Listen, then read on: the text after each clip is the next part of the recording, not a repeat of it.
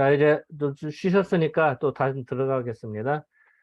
근데 쉬고 났는데 지금 할 게 분량이 많고 힘들어요. 그래서 좀 쉬고선 볼 수밖에 없는 파트입니다.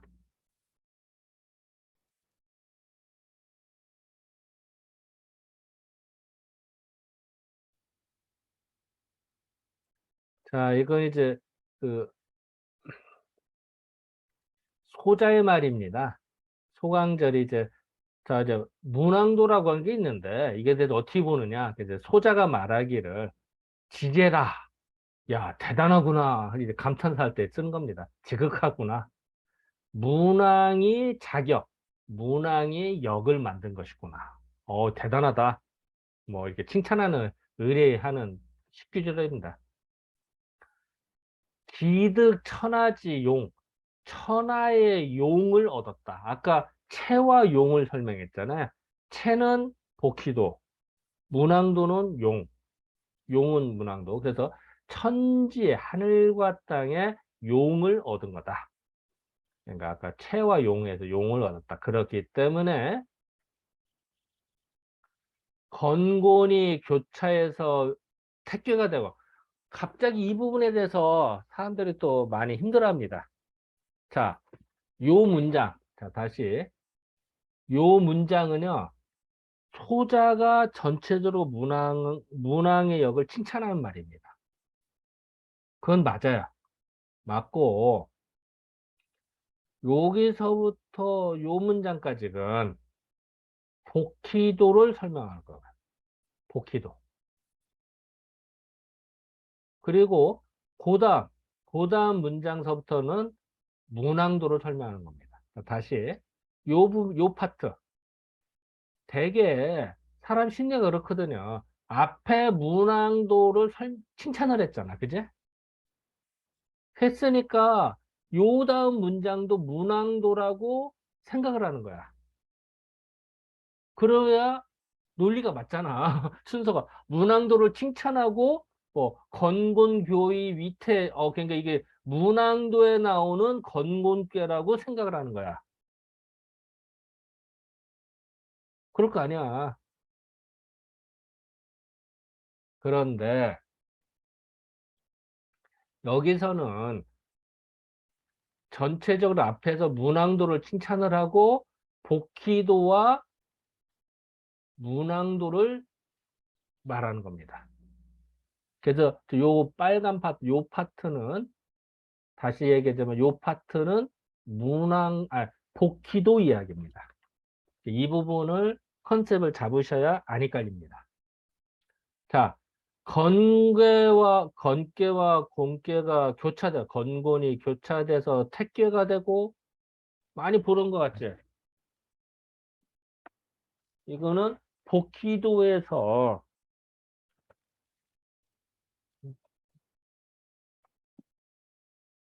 복희도 어떻게 되나? 건, 태, 리, 진.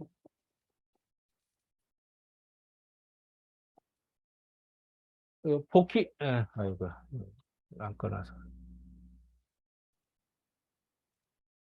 자, 복희도에서 선천도죠.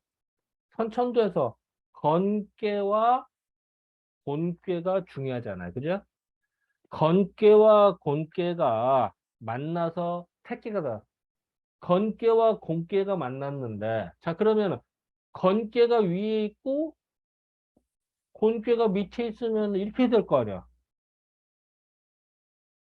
그러면은 천지 빗괴가 된다고 지금 말한 거 지천택괴. 네, 그지? 자, 다시 건괴와 곤괴가 만나면은 건괴가 위에 있으니까 당연히 위에 있고 밑에 곤괴로 써야 될 거 아니야. 그럼 천지빗괴야. 왜? 양의 기운은 올라가고 음의 기운은 내려가니까 서로 만날 일이 없는 거야. 하늘은 올라가고 땅은 내려가니까 서로 만날 일이 없으니까 비색한 거지. 일이 안 풀리는 거야. 아니, 지지고 볶고 만나서 뭘 해야 될 거 아니야. 만나지 않으면 소용없잖아. 근데 택견은 어때? 땅의 기운은 내려가고 하늘의 기온 올라가니까 교류가 되잖아. 그러니까 태평하고 일이 잘 풀리는 거야. 그러면은 건깨와 공깨가 있다고 해서 대칭이다 이 설명을 꺼냈는데 그러면은 당연히 빗개가 되는데 택개만 설명하면 빗개를 설명 안 하거든. 그 우리는 택개가 필요한 거고. 그러면 고민을 한단 말이야. 이걸 어떻게 해석을 할까? 고민하다가 이렇게 하는 거야. 건깨의 시작은 어디서부터 시작이 돼? 사실은 이 기운은 몇서부터 해서 만들어져 나가 올라가잖아. 그치? 공깨는 언제 만들어졌어? 사실 여기서부터 만들어져서 여기서 꽃을 피운 거잖아. 라고 해석을 하면은 지천택계가 해석이 되지. 자, 다시. 자, 건깨와 곤깨가 있다는 것만 놓고 보면은 천지빗기가 될 수밖에 없어. 이런 게 해석이 안 돼. 그러니까 고민한 거야. 해석이 안 되니까. 어떻게? 아, 건깨는 사실은 북쪽에서부터 만들어서 올라간 거야. 곤깨는 사실은 남쪽에서부터 만들어져서 온 거야. 즉, 뿌리는 남쪽에 있는 거야. 곤깨 뿌리는. 건깨 뿌리는 사실은 북쪽에 있는 거야. 라고 보면은 지천택계가 되겠죠. 그죠? 해석이. 그럼 딱 들어맞잖아. 이런 발상을 하게 된 거지. 여기서. 이해되죠? 여기까지? 자, 다시. 건곤만 설명할 때 건기 위에 있고 그러면은 천지빗개가 되는데 이런 말이 안 되니까 지천택계를 만들기 위해서 어떻게 해야겠어? 건깨 뿌리는 북쪽이고 곤깨 뿌리는 남쪽이다. 눈에 이렇게 보면 사실은 뿌리는 서로 뿌리를 받고 있으니까 그래서 지천택계야. 라고 해석을 한 겁니다.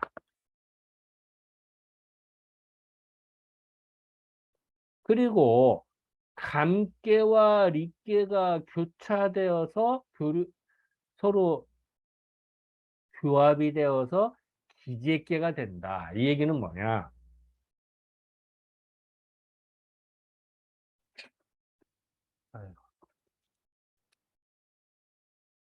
요 감깨와 릿깨, 감깨와 릿깨가 만났어. 감깨와 릿깨. 그러면은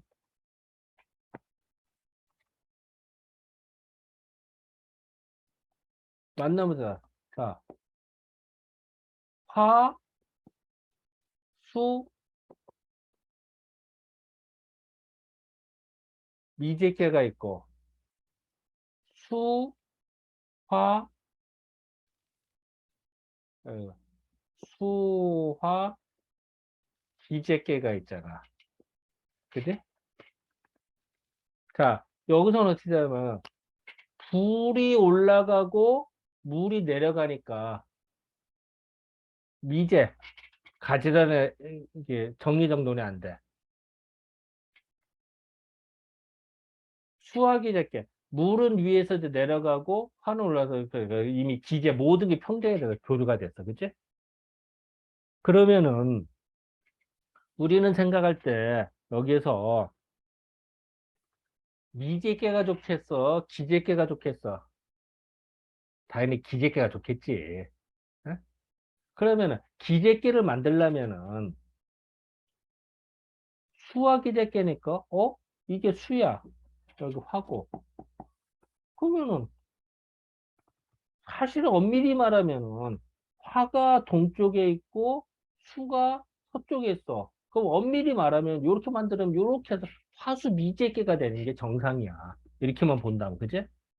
근데 왜 미제께를 얘기를 안 꺼내고 기제께를 말을 꺼내느냐? 요거의 뿌리도 사실은 여기 있지만 시작은 여기서부터 된 거야. 리께의 그러니까 동쪽에 사실 뿌리는 서쪽에 있는 거야. 라고 설명을 하면 해석이 다 되겠지, 이것도. 아까 건공께 설명하듯이. 그래서 이 논리를 만들어낸 호생지가 뿌리를 봤기 때문에 이게 나온 거라고 말을 한 거예요, 사실은. 그래서 요 컨셉을 가지고 다시 보면은 그래서 이 말이 나오는 겁니다. 그래서 감깨와 릿깨가 교합되어서 기재가가 된다. 사실은 미제가가 돼야 되는데 미제라고 안 하고 기제라고 했거든. 자, 그러면 이제 이거 해석이야.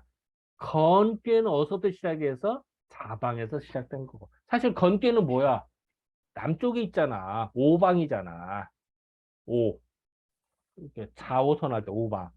정오 할 때 난 12시잖아. 근데 시작이 어디서 됐어? 사방에서부터 생겨나기 시작했더라. 아까 그렇게 하면 해석이 된다고 그랬잖아. 그리고 곤괴는 오방에서부터 만들어지더라. 생겨나기 시작했다. 또 감괴는 사실은 어디서 그래? 이 감괴가 됐지만 해서 결국 여기까지 오니까 인방에서 끝나고 리괴는 신방. 그래서 인신상화. 요 인방과 뭐라고 그러지? 빨간 그러니까 요 인방과 신방. 자, 감괴는 다시 보면은 감괴는 서쪽에 있지만 결국은 인방에서 소멸이 되고 리괴는 동쪽에 있지만 결국은 신방에서 소멸이 되다. 인신소멸하다 요게 해당이 되거든. 방위로 말하면. 그래서 그 이것도 참 교묘하지. 건께서는 잡아서 생겨났다 그러고 감께와 리께는 소멸되는 거를 기준으로 삼은 거야. 이렇게 한 거는 이응천지야. 천지시, 천천시대에 응하는 것이다. 천지, 응천, 하늘에 응하는 때이기 때문에 그런 거다. 바로 이거지. 선천도. 요섭 다시 얘기하면은 요서부터 여기까지는 복희도, 선천도를 말하고 있는 겁니다. 자, 이제 그 다음에 이제 문항도입니다. 시건어 서북하고 건괴는 자, 이제는 이거는 문항도 복희도 지우고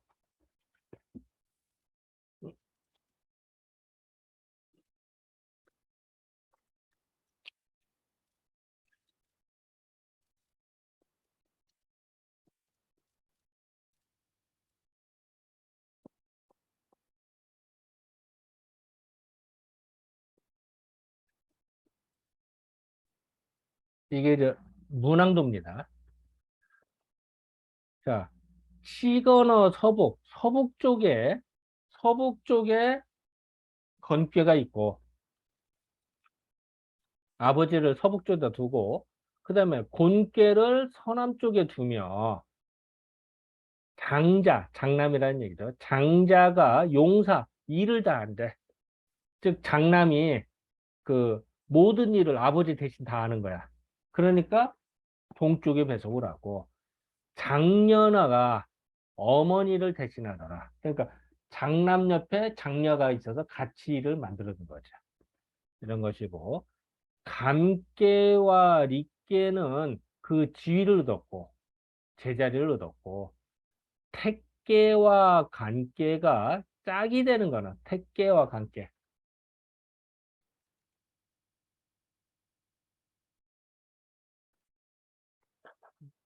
택계. 어, 어.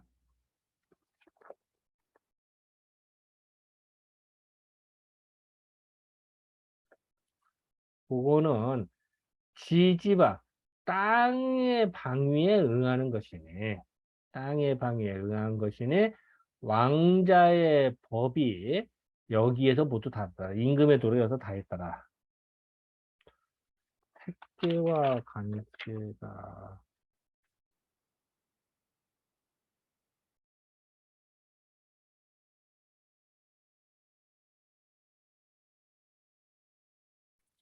요게 요 부분 요 택계와 관계 요 부분은 그 평만조를 딱 한번 읽어보고 갑시다. 택계와 관계가 요 부분은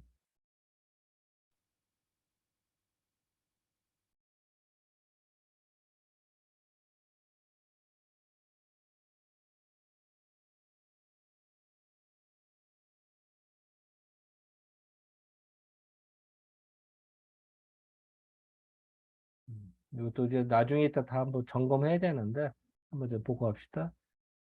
일단 이 부분부터. 어디냐면은, 교재로는 그 11쪽, 하단 쪽입니다. 요거 불을 상징하는 닉게는, 한 번 읽어봐 주시죠. 불을 상징하는 리께는 양기가 모인 남쪽에 당연하듯이 자리하게 되고, 물을 상징하는 감께는 음기가 모이는 북쪽에 당연하듯이 자리하게 된다. 그동안 쓰지 않았던 소남인 간께와 소녀인 택께는 막내라는 서러움과 기회가 없었던 아쉬움에 서로 동병상련이 되어 서로 짝이 된다. 막내는 집안일을 주도하지 못하고 피동적으로 움직이기 쉬우므로 제일 마지막에 언급하였다. 대가족 식구를 소개할 때도 나이가 많거나 서열이 높은 사람부터 하고 나이가 적고 서열이 낮은 사람은 나중에 하는 것과 같다. 여기에서 아까 택계와 간계가 짝이 된다고 하는 거. 이 부분. 이 부분은 그냥 언뜻 생각하면은 위치, 이 짝이 되는, 그러니까 쉽게 말하면은 간계와 택계, 이게 짝이 된다는 거야. 그러면은 사실은 그 대칭도 아니고 좀 짝이 안 맞잖아. 그치? 근데 이거를 상징적으로 여기서는 소남과 소녀는 별로 안 쓰거든. 그래서 동병상련격으로 짝으로 삼았다라고 표현한 거래, 여기서는. 그래서 이런 부분들이, 대칭이 안 맞으니까 말이 안 된다, 이해가 안 된다라고 하는데, 이거는 관념적인 짝으로 이해를 해야 돼, 여기, 이 부분은. 그래서 내가 일부러 먼저 이해를 한 겁니다. 자, 잠깐만 좀 더.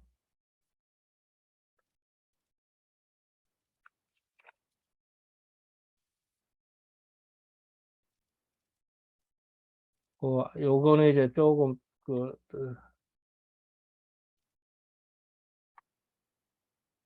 아까 이제 설명 얘기입니다만, 이 부분도 우리가 이해를 해야 되기 때문에 그 평만적 정리가 좀 잘 돼 있어요. 신경 써서 정리가 됐거든.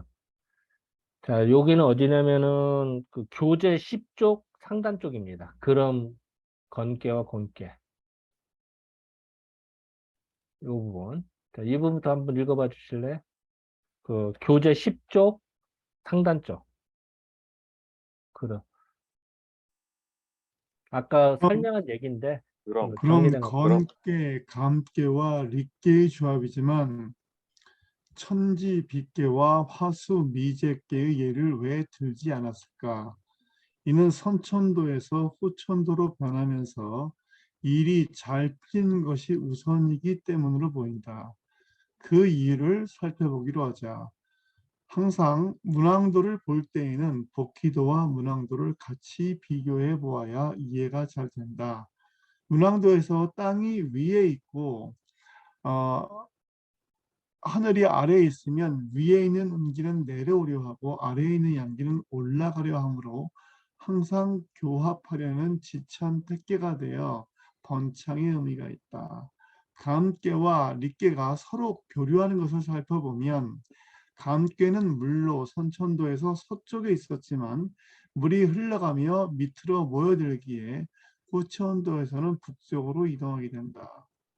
릭괴는 불이기 때문에 선천도의 동쪽에 있게 되나 기운이 더욱 왕성하여 위로 올라가므로 후천도에서는 남쪽을 차지하게 된다.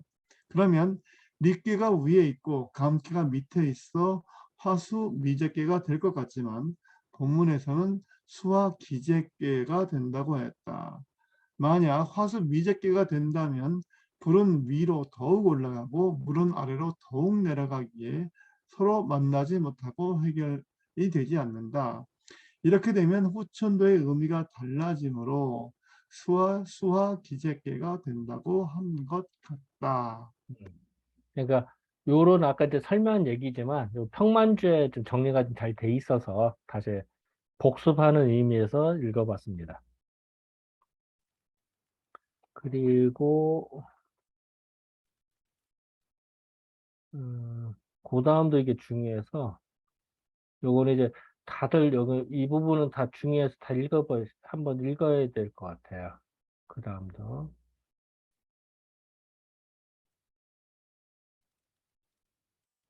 예, 그 다음 이어서 그 선천, 예, 요 부분도 한번 읽어봐 주실래? 선천도, 즉 음, 복희도에서 건괴는 남쪽에 있지만 그 시작은 자방에서부터이고 곤괴가 북쪽에 있지만 그 시작은 오방에서부터이다. 쇠를 달굴 때 시간이 걸리지만 쇠가 식는데도 시간이 걸리는 것과 같이 양의 기운이 북쪽에서 시작하고 동쪽에서 점점 커지고 남쪽에서 최대한 양기가 발생된 다음 서쪽에서 양의 기운이 쇠퇴하고 다시 북쪽으로 다가갈수록 점차적으로 양의 기운이 소멸한다. 이러한 과정을 그린 것이 태극문이인데 음의 기운도 동일한 과정으로 이해된다. 마찬가지로 서쪽에 있는 감괴는 사실은 인방에서 시작되고 인방에서 결국 끝나고 동쪽에 있는 릿개는 신방에서부터 시작되고 신방에서 결국 끝난다. 끝나고 새로 시작되는 개념이 강하므로 변화되어 전환되는 기준점인 인방과 신방이 중요하므로 인신, 소양, 상화라는 말이 나오게 된다. 지금까지 말한 것은 선천의 천시를 따르는 것이다. 즉 복기도를 말한 것이다. 어둠의 기운을 밝음의 기운으로 변하는 인방을 예전부터 중시하였다. 인년, 인월, 인일, 인시에 시작된 사임금은 그 기운이 매우 강하다고 알려졌다.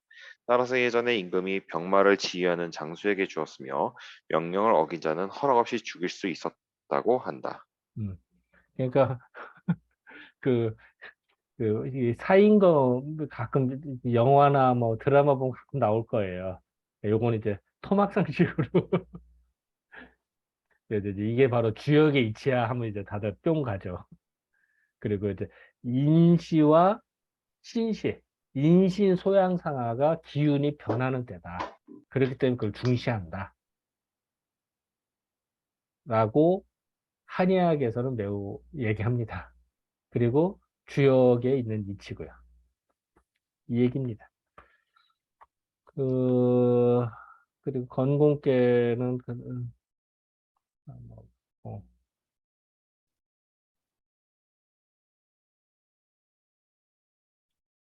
그리고 마지막으로 이 부분 한번 더 읽고, 네,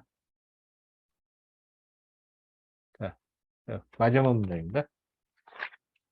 문항도에서 괴의 배치가 이러한 것은 지지방에 응하는 것이다. 선천도에서 하늘은 움직이는 기념으로 천시이고 변화하게 된다. 반면 후천도에서 땅은 모나스므로 움직이지 않고 안정되어 구체적으로 인지할 수 있어 현실적이다.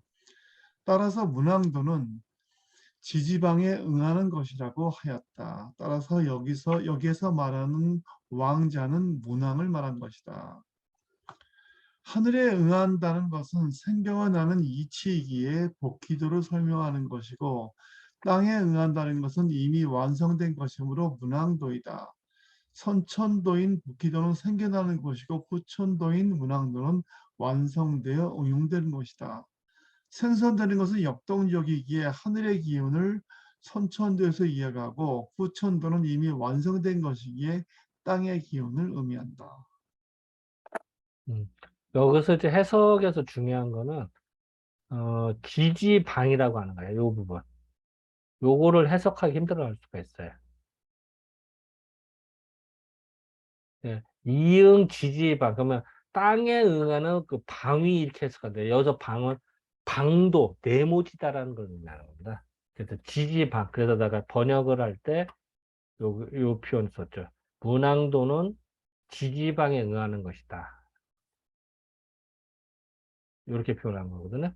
그래서 요런 표현, 요런 부분들이 나중에 이제 해석하다 보면은 잘못 오역할 수 있는 분야 중에 하나입니다. 자, 지금까지 요거는 이제 그 사실은 아까도 했지만 이제 소자가 그 복희도와 문항도를 칭찬한 시입니다. 그러니까 이 부분은 이제 복희도와 문항도가 짬뽕으로 있다 보니까 이제 잘못 이해할 수 있는 파트 중에 하나입니다. 그렇게 말씀하셔서 이제 그렇게 넘어갈 수는 있는데 어, 사실 그냥 문장 전체를 보면 음, 문항을 이렇게 지극한 마음으로 칭찬한 다음에 음. 그다음에 복희도 문항도 나오는 게 사실은 문장 전체를 보면 좀 어색하긴 하거든요. 이게 그런 걸로 보면 그 얘기야. 내용을 대려니까 그게 안 맞아서 그렇게 해석을 해야 될 수밖에 없는 건지 모르겠지만 그냥 문장으로 보면 사실은 좀 그게 안 맞긴 합니다. 이게. 근데 그 내용상으로는 이렇게밖에 해석이 안 돼. 이렇게 봐야 돼. 그러니까요. 내용상으로 그래서 그렇게 해석하시는 것 같은데 그냥 그 흐름을 보면 흐름은 원활하지는 않다 이거죠. 그 맞아. 그래서 이런 부분들을 오역하기가 쉬워. 그러니까 문항도로만 이해해 버리니까. 그래서 다들 포기하지 이런 부분에서. 선생님, 이 지지방이라는 게 음. 낙서를 의미한다고 봐도 되겠죠? 그렇게 봐도 돼요. 그러니까 그 문항도가 낙서와 연결시켜서 봐도 무방합니다. 그래도 돼요. 여러 가지 방법이 있어요. 선생님, 그리고요. 음, 그냥 참 쓸데없는 질문인데요. 음, 그러니까 직권어서복하고 이제 퇴권어서복 할 때 이 현토를 제외시켜도요. 어, 현토를 아예 제외시켜서 봤을 때 한문으로만 봤을 때도 이렇게 끊어지는 게 맞는 거죠. 다시 말해봐요. 그러니까 현토를 제거하더라도 음, 그러니까 장자용사하고 장자용사 이 장녀 대모가 안 끊어지는 게 맞는 거죠.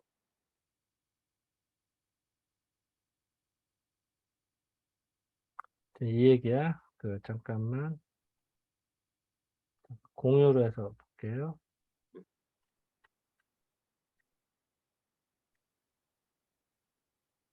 지금 요거 말하는 거예요? 네. 네, 요거를 요, 요게 딱 요 9글자 딱 이어지는 글자가 맞는 거죠. 왜? 아 이거 사실 이제 토를 뭐가 문제인데? 아니, 그림 그리는 거 좋아하는 사람들은요. 아, 문장을 예, 장자용사에서 끊으면 음, 건곤진이 삼각형이 완성이 되고요. 장녀 대모가 뒤로 이어지면은요. 음, 간태손이 이어지거든요. 음. 그러면서 딱 이제 삼각형이 딱 양쪽으로 형성되거든요. 요 문장은 네. 항상 대귀로 봐야 돼. 한문을 볼 때는 네. 같은 문장에 대구가 맞게 돼 네. 있어. 그럴 때 그렇죠. 네. 네. 장자와 장녀가 대귀야. 어? 짝이 맞는단 네. 말이야. 그리고 용사와 대모가 짝이야. 이게. 그렇기 때문에 이게 짝이 되기 때문에 장자 용사 이 말미암을줄 네. 넣으면은 문맥이 돼. 그러니까 A와 B 말이 되니까 장자 용사 그리고 장녀 대모가 한 세트야, 세트야. 그래서 토를 다룰 때는 이럴 때는 반드시 요게 하나의 세트가 되기 때문에 장자 용사 요 부분 그러니까 여기에 토를 안 달고 넣어도 되지만 헷갈릴 수 있단 말이에요. 그러니까 한 세트라는 걸 표시하기 위해서 요 세트 뒤에 하며 토를 다는 거야. 이렇게. 그리고 요 앞에도 요 문장 앞에도 한 세트야. 시, 건어, 서복. 곤, 건어, 서복. 이게 한 세트거든.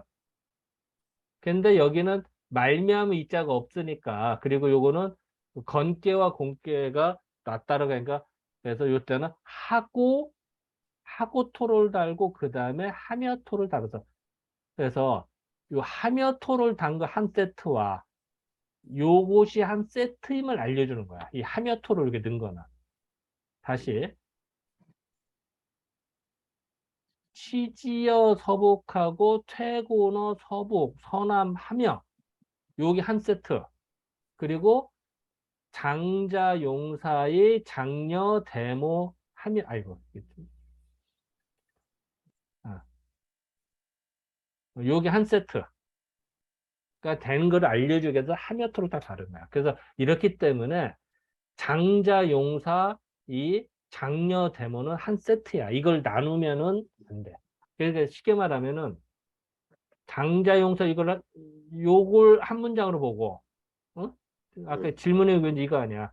예, 요거 한 그리고 요거를 한 문장으로 본단 말이지. 그치? 예. 그렇게 안 본단 말이야. 물리상으로. 그렇죠. 근데 저도 물리상으로 그렇게 되는 거는 알고는 있습니다. 선생님 말씀이 이제 상당히 지당하신 말씀인데 음, 하도 그림이 안 그려지니까요. 음. 요렇게 하면 그림이 그려지긴 하더라고요. 그래서 혹시나 해서 한번 질문 한번 드려봤습니다. 사실 어쨌든 물리상으로는 좋은 선생님 시도야. 말씀이 맞죠. 예, 좋은 시도고, 또 사실 예.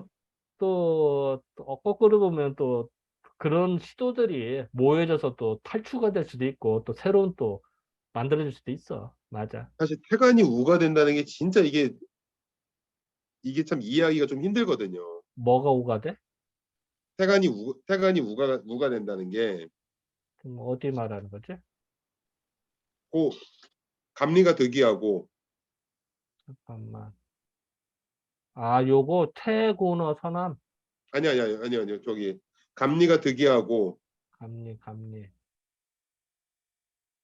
어디지? 응지지방 앞에요. 앞뒤 문장을 읽어봐.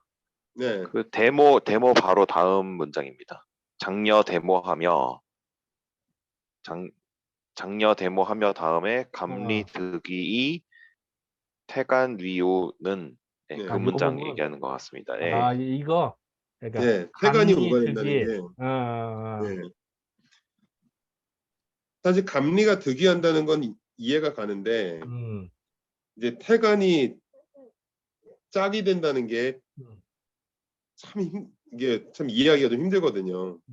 그래서 아까 이제 얘기했지만, 네, 여기에서는 장녀와 소녀가 이미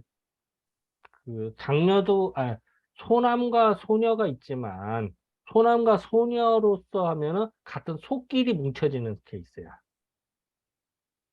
태상절과 간선 소남과 소녀잖아. 네, 소남과 소녀끼리 한 세트가 되잖아. 막내들끼리 세트가 되잖아. 남자, 여자가. 네, 네. 그래서 만들어진 개념이야. 여기서는. 그러니까 요거는 그렇죠. 그 네, 그림의 대칭으로는 해석은 안 되지. 네. 태간이 짝이 된다는 거는. 한데 소남과 소녀가 세트를 한다면은 말이 맞는 거죠. 그래서 내가 아까 평만조를 한번 먼저 읽은 게 이 부분이야. 네, 좀 더 생각해 보겠습니다. 예, 어려워요. 어떻게 보면 약간 어거지 같지, 이 부분이, 그치? 좀 어려워요. 네, 근데 또 나중에 또 나오는데, 네, 소남, 소녀끼리 한 세트가 되고, 중남, 중녀가 한 세트가 되고, 장남, 장녀 한 세트거든. 문항도로 볼 때는 그 컨셉이 항상 작용을 해. 한 세트로 움직여. 이게 아, 참 그러니까 문항도에서 음, 제일 제가 좌절했던 부분이 복희도만 해도 이게 그림이 딱딱 그려지고요. 음, 선이 그어지고 대칭이 딱딱딱딱 맞아 떨어지고. 아다리가 근데 맞지. 문항도는 그게 안 돼요. 맞아. 근데 예, 왜냐면은, 실질적으로, 그렇지. 이론적으로는 세트로 해서 탁 만들어낼 수가 있는데, 실질적으로 응용되는 거는 그렇지 않거든. 온갖 변수들이 있잖아. 그러니까 그런 것들 때문에 그 아다리가 딱딱 들어맞지 않아, 결코. 이론과 실제가 다르니까. 이런 식이지. 그러니까 복희도는 아다리가 딱딱 맞을 수밖에 없고, 문항도에서는 아다리가 딱딱 만들면 이상하거든. 그 관념적인 것도 많이 들어가 있으니까. 어떻게 보면은 장남, 장녀 이런 애가 관념적으로 만들어내는 새로운 컨셉이잖아. 예. 그러니까 거기에 도식적으로 설명하려면 말이 안 맞지. 다시 말하면은 복귀도에서는 도식적으로 만들어낸 거야. 시작부터가. 그러니까 아다리가 탁한 거야. 점대칭으로 다 들어맞게 돼 있어. 설명할 때 딱딱 들으면 기분이 좋지. 근데 문항도 자체가 이미 그 관념적으로 피상적으로 만들어낸 그 개념. 거기서 무슨 소남, 소녀가 어떻게 나오냐고. 말이 안 되지.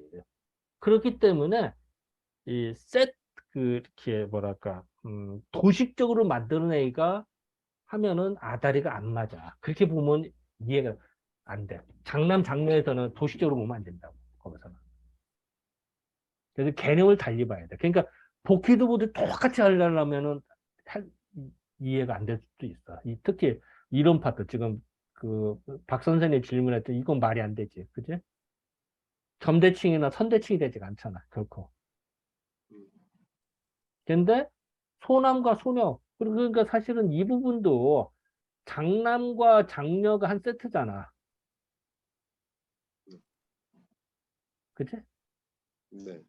그리고 감깨와 리깨도 중남과 중녀 한 세트잖아. 그치? 택깨와 감깨도 소남, 소녀 한 세트잖아. 그 컨셉이라고.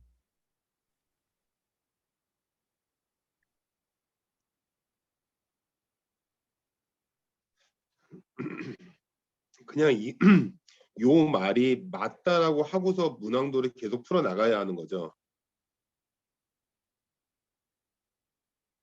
맞다고 이, 해서 맞아. 그러니까 이게 대원칙이라고 딱 박아 버려야 되는 거죠.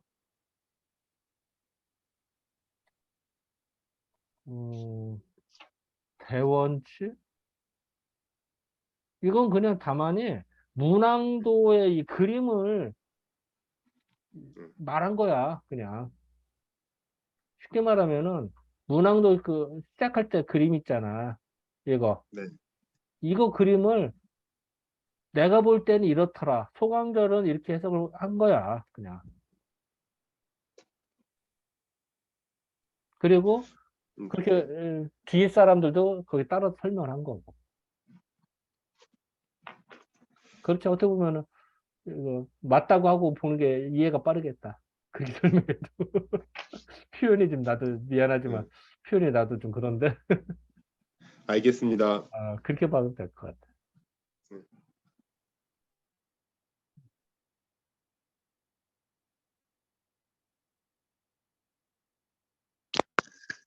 또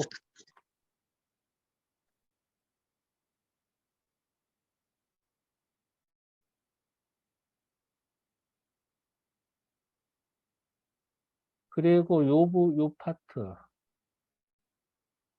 아까도 얘기했지만 복휘도에서는 이응 천지시 하늘의 때에 응하는 거고 문항도는 지지방 땅의 그 방은 정해진 거에 응한다. 자, 천지시 시는 계속 움직이는 거잖아. 시는 때라고 하는 건 계속 고정불변이 아니잖아. 계속 움직이는 거잖아. 그러니까 천원지방 하듯이 하늘의 때는 계속 움직이는 거야. 거기에 응하는 것이 복희도고 지지방 땅에서는 방은 모방자니까 네모 딱 따서 움직이지 않잖아. 그래서 지지방에 응하는 것이 문항도라. 그래서 여기서 다시 말하면은 복희도는 응천지시, 문항도는 응지지방이다. 어떻게 보면 이것도 컨셉이 약간 어려울 수는 있죠. 근데 또 뒤에 또 계속 나와요. 그거는 나오니까. 자, 이 부분에서 하실 말씀. 말이 나왔으니까 저도 상상을 한번 예, 해봤습니다만 예. 일단은 그 문항팔계도를 만들 때 음, 그 남북에 이제 기운이 그 수화가 움직이는 걸 남북으로 그냥 갖다 놓고 그 다음에 기운이 생겨나는 거를 진께로 동방에 갖다 놓고 기운이 이제 마무리되는 거를 소녀로 택계로 갖다 놓고 그러면 이제 동서남북이 정해지지 않습니까? 예, 예. 그 다음에 이제 그 나머지 꾀들을 어떻게 배치하냐가 중요할 것 같은데 그 예, X축, Y축, Z축처럼 그 진택계랑 그 감리계의 또 다른 축으로 음, 그 곤계랑 간계는 결국 다 이렇게 큰 의미로 보면은 채, 그 땅이라고 볼 수도 있고 채라고도 볼 수 있고 음, 이렇게 그 간도 산이잖아요. 그러니까 움직이지 않는 그런 그렇죠. 형상, 예, 그런 형상의 축, 그런 상의 축으로 놓고 그 다음에 또 이제 손괴랑 건괴 같은 경우에는 움직이는 축이거든요.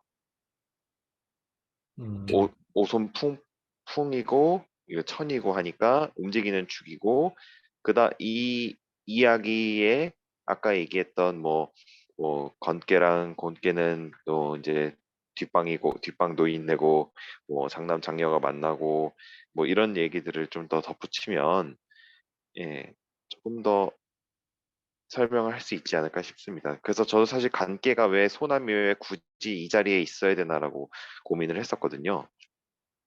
왜 굳이 이 자리에 있어야 되나? 음. 예, 저는 그냥 곤과 축을 이루기 때문에 그러지 않겠나.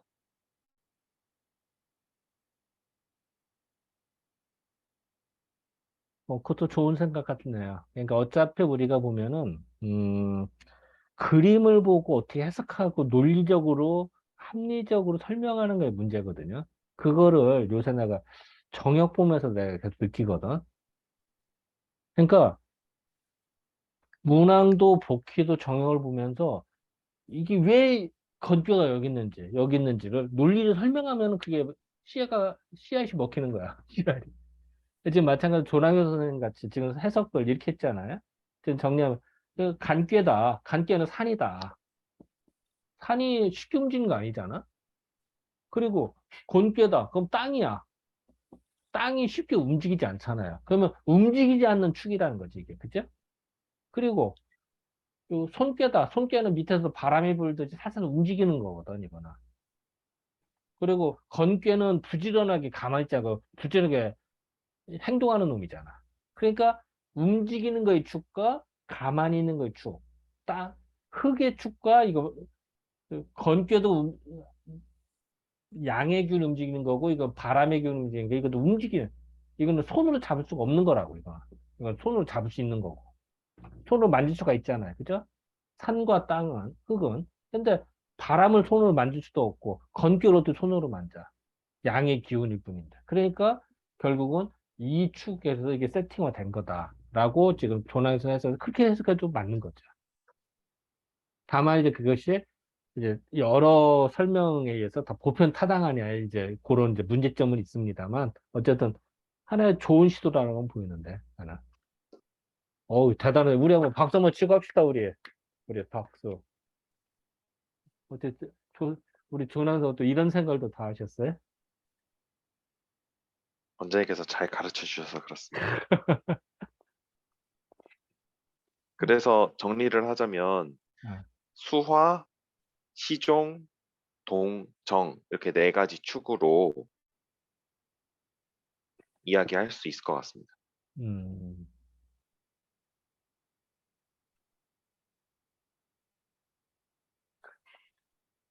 그렇게 봐도 그것도 좋은 생각 중에 하나네.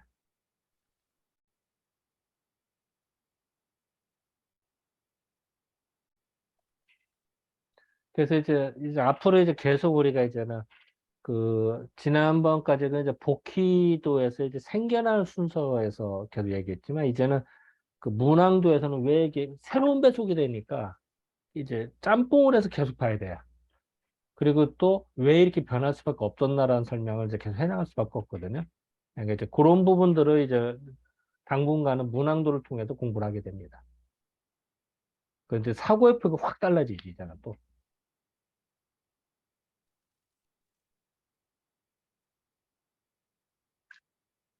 또 혹시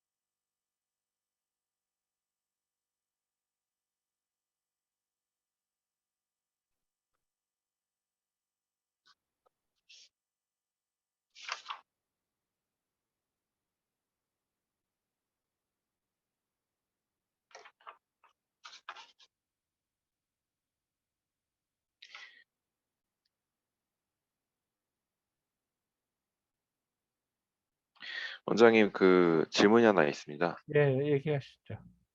예, 교재 9페이지에 교재 9페이지에. 예, 이건 그냥 확인차 여쭤보는 건데요. 소자가 말하기를 해서 중간쯤에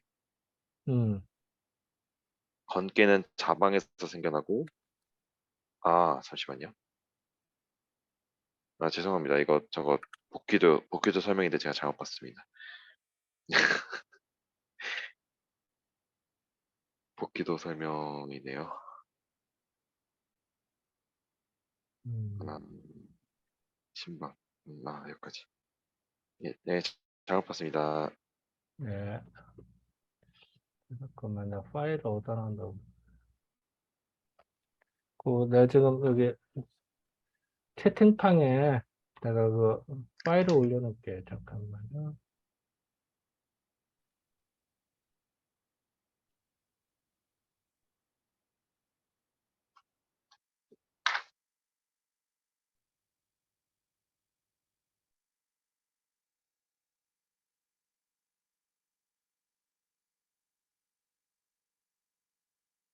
공부.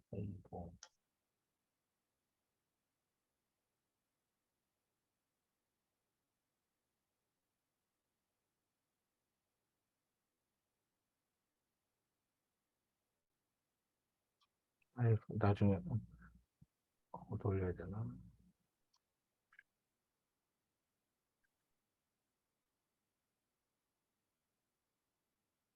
아니면 나중에 카톡방에다가 올려주시면 어떠실까요? 잠깐만. 예, 예. 더 찾아.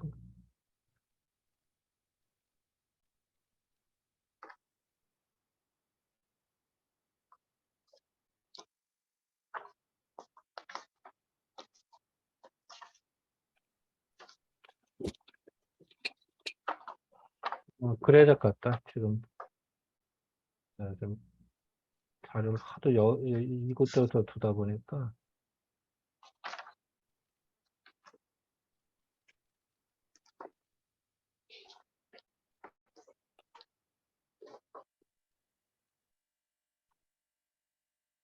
음.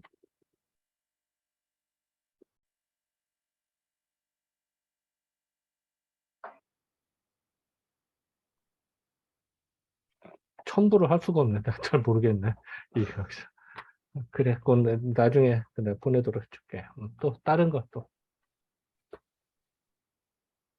맞습니다. 저는 오늘 그 공부한 거에 대해서 뭐 혹시 뭐 궁금하신 거나 질문 같은 거.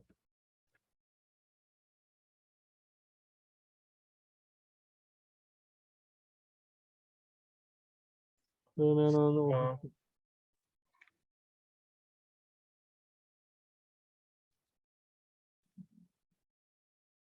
그럼 오늘 그냥 이 정도로 맞출까요? 그러면? 네. 네, 그러면은 오늘 그냥 강의는 이 정도로 맞추도록 하고요. 아까 얘기한 대로 거기 주역과학회 그 편집국 그 아이디하고 그거는 이렇게 공유할 수 있게 할게요. 그 자료들하고. 자, 그러면은 그냥 이 정도로 그냥 그 수업 그냥 맞추도록 하겠습니다.